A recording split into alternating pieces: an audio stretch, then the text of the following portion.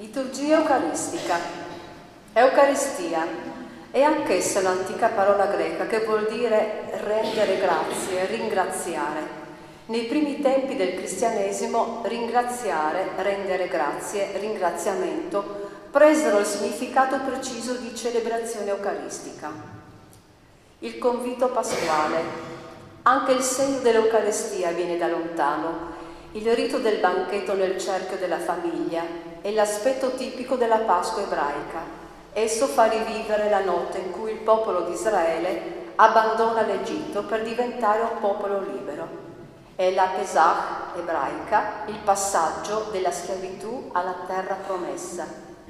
Il libro dell'Esodo ricorda il comando di Dio circa la cena pasquale. Questo giorno sarà per voi un memoriale, lo celebrerete come festa del Signore. La famiglia ebraica che celebrava il rito annuale della Pasqua si sentiva unita all'antico popolo dell'Esodo. Nel mondo ebraico la cena, il convito, il banchetto, l'agape sono i simboli della comunione tra Dio e gli uomini. La cena pasquale di Gesù con i discepoli è il preludio alla passione. Gesù ha scelto proprio questo rito per farne il segno della nuova Pasqua e perpetuare la memoria del suo passaggio dalla morte alla risurrezione. Il gesto dello spezzare il pane diventa il gesto originario dell'Eucaristia, tant'è che negli Atti degli Apostoli leggiamo: erano perseveranti nell'insegnamento degli Apostoli, nella comunione, nello spezzare il pane, la fractio panis e nelle preghiere. Quando il cristiano assume l'ostia consacrata, non compie un solo gesto devozionale, fine a se stesso, a sua personale consolazione. In quel momento il cristiano compie un gesto unico e forte, fa il vero annuncio e dà una testimonianza, proclama la morte di Gesù finché egli venga. Pari Nestri, a cori uniti. Il Padre nostro è sempre stato considerato uno dei tesori più preziosi del cristianesimo. Tra i due testi che ci sono giunti pare più attendibile il contesto storico in cui l'ha inserito Luca.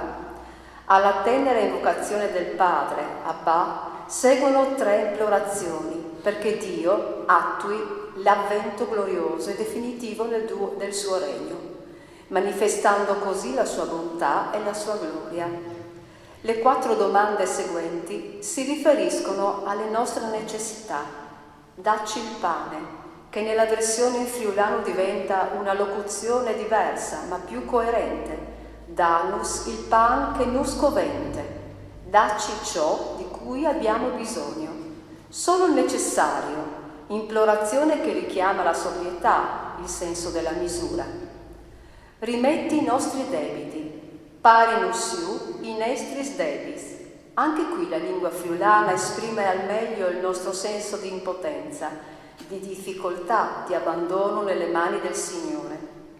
Non abbandonarci alla tentazione, e ancora una volta il testo friulano diventa emotivamente più efficace.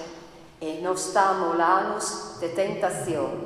Diventa quasi un grido di chi è consapevole di non farcela da solo e di non essere abbandonati proprio nel momento in cui abbiamo bisogno di un sostegno.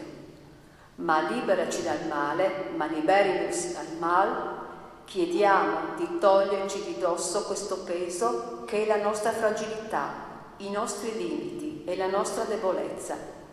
Notiamo che tutta la seconda parte dell'invocazione al Padre è al plurale, perché il cristiano è testimone di una comunione, di una Chiesa. Cammina nel mondo con gli altri, i semplici, i poveri, gli umili, i puri, i pacificatori, gli assettati di giustizia.